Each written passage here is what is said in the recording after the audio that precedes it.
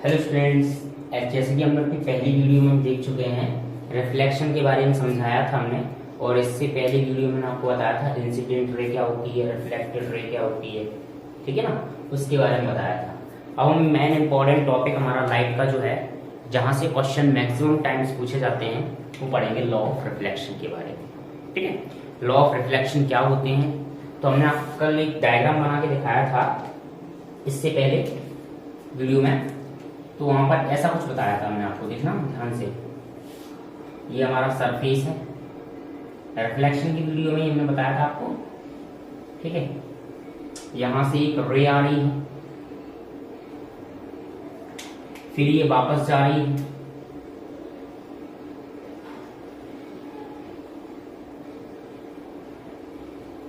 ऐसा कुछ बताया था। ये हमने आपको बताया था नॉर्मल।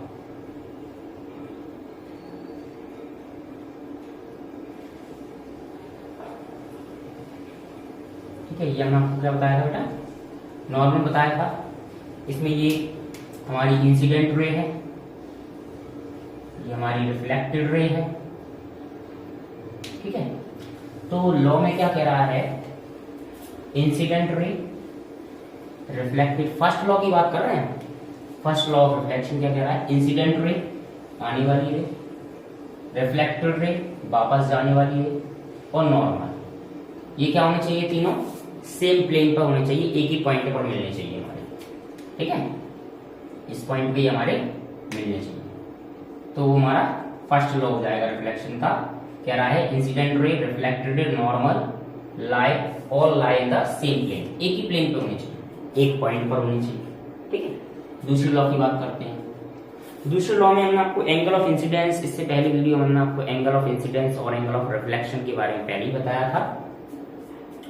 तो इसमें एंगल ऑफ इंसिडेंस कहाँ है, या इंसिडेंट एंगल कहाँ है, तो इंसिडेंट एंगल हमने आपको बताया था नॉर्मल और इंसिडेंट रे के बीच में जो एंगल बनेगा उसे हम क्या कहेंगे, एंगल ऑफ इंसिडेंस कहेंगे। इसे ऐसे रिप्रेजेंट करते हैं, ठीक है, स्मॉल आई से। ये एंगल का साइन बना हुआ है, ये आई बना हुआ है, इससे रिप्रेजेंट करते हैं।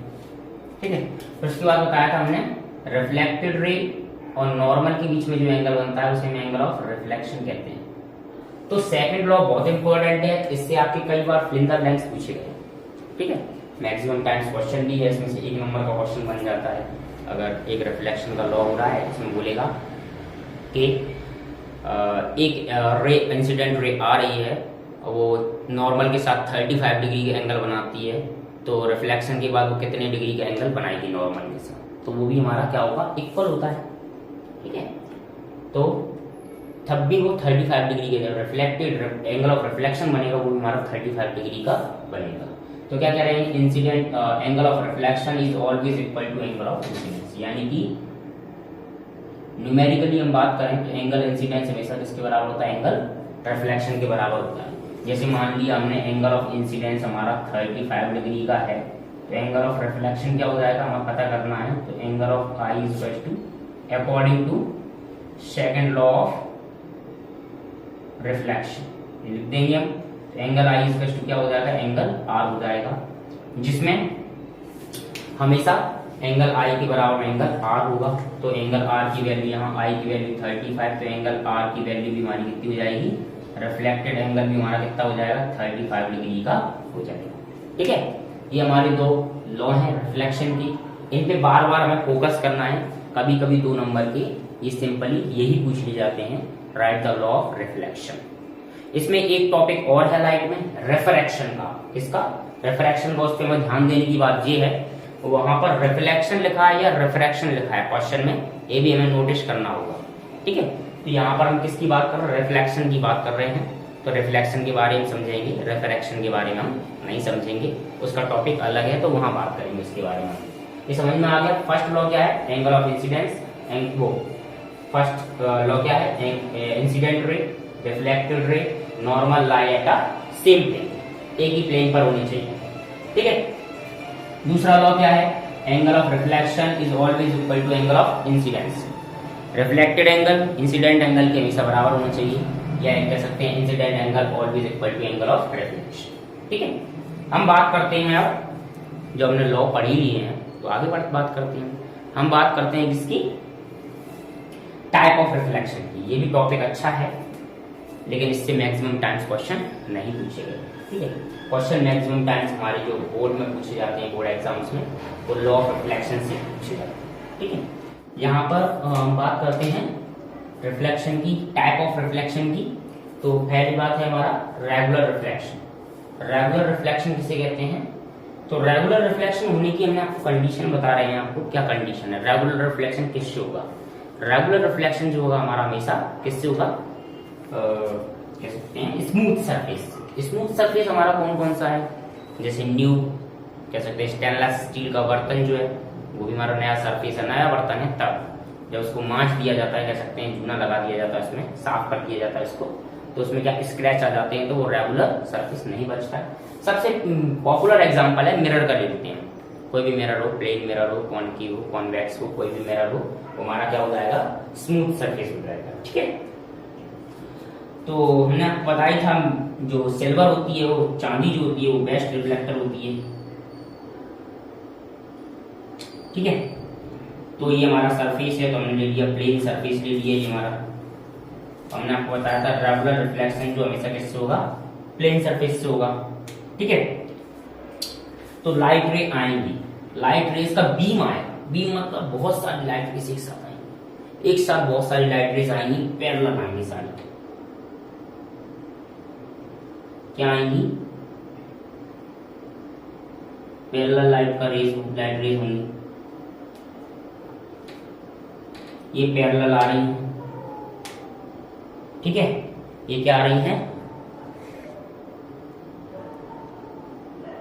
पैरेलल आ रही है।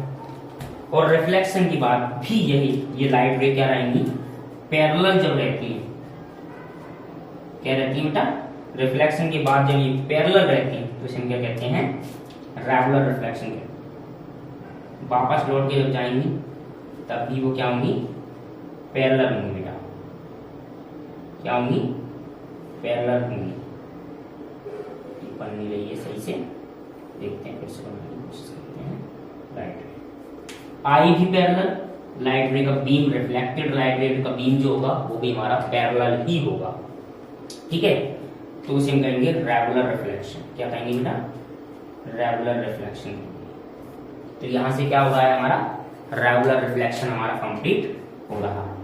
रेगुलर रिफ्लेक्शन की मैंने आपको बताया, कंडीशन बताई, हमेशा किससे होगी, स्मूथ सरफेस से होगी।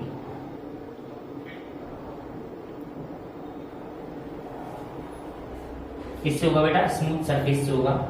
ये लिख देंगे हम पैरेलल लाइट रे बीम, पैरेलल लाइट रे बीम, पैरेलल इंसिडेंट लाइट रे बीम, इंसिडेंट लाइट रे बीम। बीम मतलब बहुत सारी लाइट रेस का ग्रुप, ठीक है। पैरेलल है, रिफ्लेक्शन के बाद भी क्या होगा, पैरेलल ही होगा। रिफ्लेक्टेड कह सकते हैं पैरेलल, रिफ्लेक्टेड लाइट रे बीम, यहां रेस लिखेंगे बीम, ठीक है बेटा। पैरेलल लाइट रेस बीम, ये हमारा क्या होगा, रेगुलर रिफ्लेक्शन होगा। यही हमने यहाँ लिख रखा है, क्या लिखा है हमारा, define in regular reflection. Regular reflection में parallel light of incident, parallel beam of incident light is reflected as parallel beam in one direction, केवल वन डायरेक्शन, उसी डायरेक्शन में सारी जाए। और हमारा जो इर्रेगुलर रिफ्लेक्शन जो होता है वो वो किससे होता है, रफ सरफेस से होता है, रफ जैसा खुरदरा टेढ़ा मेढ़ा सरफेस, ठीक है। तो वहां लाइट रे आती तो पैरेलल है, आफ्टर रिफ्लेक्शन, रिफ्लेक्शन के बाद में पैरेलल नहीं रहती है, टेढ़ी मेढ़ी हो जाती है, ठीक है, टेढ़ी मेढ़ी हो जाती है। उसे हम क्या कहते हैं, मतलब सारे डायरेक्शन, बहुत सारे डायरेक्शन में फैल जाती है, उसे हम क्या कहते हैं, इर्रेगुलर रिफ्लेक्शन या डिफ्यूज्ड रिफ्लेक्शन कहते हैं। क्या कहते हैं, इर्रेगुलर रिफ्लेक्शन या डिफ्यूज्ड रिफ्लेक्शन हम कहते हैं। चलिए, ये हमारा कौन सा सरफेस है, रफ सरफेस।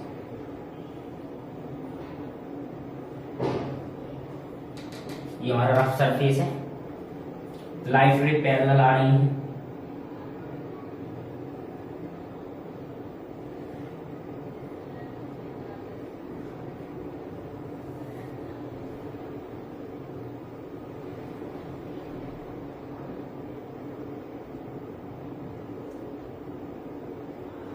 लेकिन रिफ्लेक्शन के बाद ये पैरेलल नहीं रहेंगे बेटा, ठीक है। ये पैरेलल लाइन रिफ्लेक्शन के बाद यहाँ डायरेक्शन में, इस डायरेक्शन में, इस डायरेक्शन में घूम गई,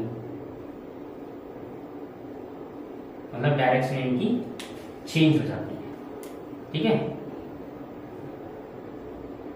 उसे हम क्या कहते हैं, डिफ्यूज्ड रिफ्लेक्शन कहते हैं। पैरेलल लाइट रेज थी, रिफ्लेक्शन के बाद वो क्या होगी, पैरेलल नहीं रही, सारे बहुत सारे डायरेक्शन में फैल गई, उसे क्या कहते हैं, इर्रेगुलर रिफ्लेक्शन कहते हैं। इर्रेगुलर रिफ्लेक्शन हमेशा किससे होता है, रफ सरफेस से होता है, ठीक है। चलिए, ये लिखा है इसमें इन डिफ्यूज्ड रिफ्लेक्शन, क्योंकि इर्रेगुलर रिफ्लेक्शन को डिफ्यूज्ड रिफ्लेक्शन भी कहते हैं। A parallel beam of light, parallel light का बीम आया है, is reflected in different direction, बहुत सारे डायरेक्शन में फैल जाएगा, उसे हम क्या कहेंगे, डिफ्यूज्ड रिफ्लेक्शन या इर्रेगुलर रिफ्लेक्शन कहेंगे, ठीक है। तो हमारा ये रिफ्लेक्शन के टाइप हुए। अगर आपको वीडियो अच्छी लगी हो, वीडियो को लाइक, शेयर एंड सब्सक्राइब जरूर करें।